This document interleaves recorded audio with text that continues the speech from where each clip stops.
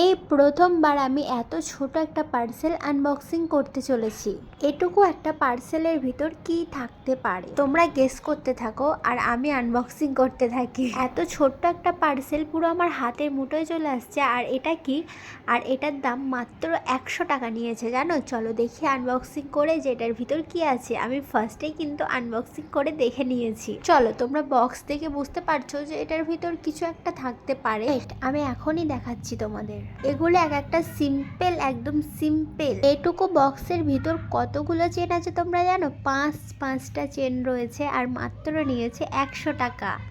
এক এক করে সবগুলো আমি তোমাদের পরে দেখাবো। কোনটা বেশি সুন্দর লাগছে তোমরাই কমেন্টে বলবে। যেটা আমার হাজবেন্ডের পছন্দ না একদমই, সেটা তোমাদের দেখিয়ে দেবো। যেটা পরে আছি এর পরেরটা দেখো কত সুন্দর একটা ছোট্ট লাভ করা আছে, এত দারুণ লাগছে।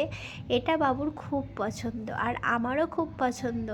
নেক্সট দেখো এটা লাভ, এটাও ভালো লাগছে। আমার কাছে তো সবগুলোই ভালো লেগেছে, শুধু তোমাদের দাদাভাই যেটা ফার্স্টে দেখালাম সেটাই ভালো লাগেনি। এটার জন্যই কিন্তু আমি নিয়েছিলাম। সব থেকে কোনটা বেশি তোমাদের ভালো লেগেছে অবশ্যই কমেন্ট করো।